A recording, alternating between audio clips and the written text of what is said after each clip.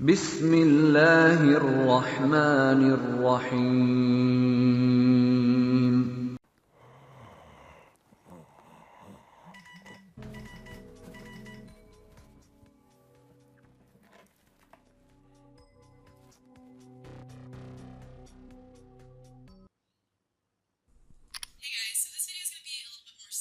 What rights exactly are you referring to? The right to be jailed in the house, unable to leave unless a male family member is with you? How about getting whipped if you refuse to wear a veil? How about not being able to report being raped because you don't have 4 male witnesses? If you report it, you'll be stoned to death for having unmarried sex. How about the right to vote? Let's see, most Islamic countries are dictatorships or failed states, so you can't vote. Forced marriages, child rape, incest, it just keeps getting worse. Incest. Wow. I'm not sure where you're getting your information from, or if you've possibly mistaken us with somebody else. Why is incest wrong? It's not clear to me that it's wrong. Okay. It's clear to me. There's an evolution. In all honesty, I'm not here to make a mockery out of you. I'm not here to criticize you. I'm not even here to question your intelligence. All I'm here to do is to give you advice. As someone who sincerely wishes the best for you and wishes the best for all of humanity, as a Muslim should be. The first advice I give to you is, please, if you want to talk about Islam, know what you're talking about. Don't be talking about some random news topic that has nothing to do with Islam. If you want to judge Islam, judge it for what's in here and on the Prophet Muhammad, peace be upon him.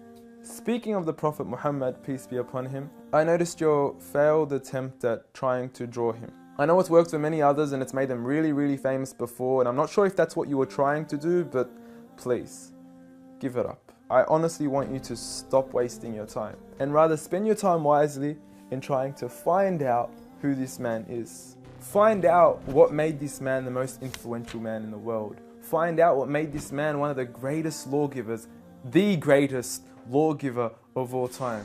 Find out what made this man the most perfect example to walk the earth.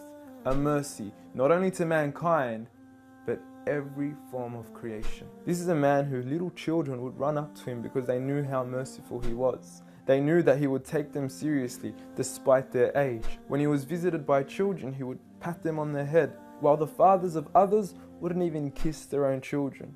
At a time when people were burying their daughters alive, he was the one who gave honor to daughters. He was the one who gave honor to women. He was the one who promised paradise for the one who raised one daughter righteously. A man who would treat the poor the same way he would treat the rich. A man who would treat the black the same way he would treat the white. Muhammad, peace be upon him, was a man who his own enemies would call him the truthful and the honest. A man, when his enemies would look at him in the eye, they would say, this is not the face of a liar. Even to this day, some of his worst enemies have become the most noble of his supporters after realizing that he was a man of truth. Find out why we love him. Find out why some of the companions were ready to die for him. I don't say this lightly, I mean they actually threw themselves at arrows whenever the enemies would try to assassinate Muhammad, peace be upon him. I ask you to read into the story of a companion by the name of Khubayb, may God be pleased with him, when he was crucified and tortured. And the one who was torturing him would say to him, "O Khubayb, wouldn't you rather that Muhammad, peace be upon him, be in your shoes right here, and you be in the comfort of your own family in your own home?"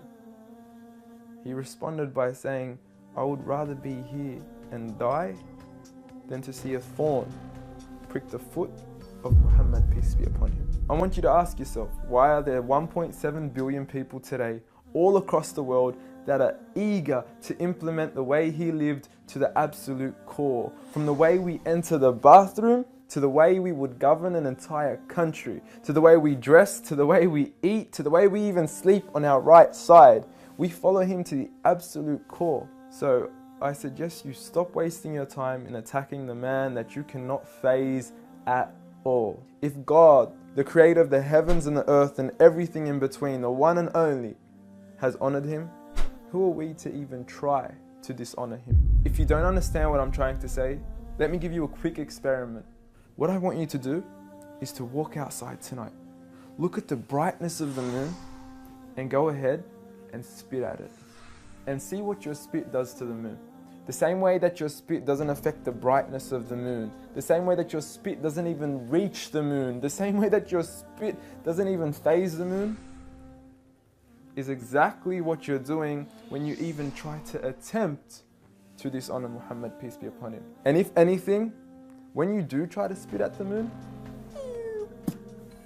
you're only harming yourself. So please, stop what you're doing, stop wasting your time, and try to find out who he really was for your own benefit. Seek my advice. We want the best for you. Peace.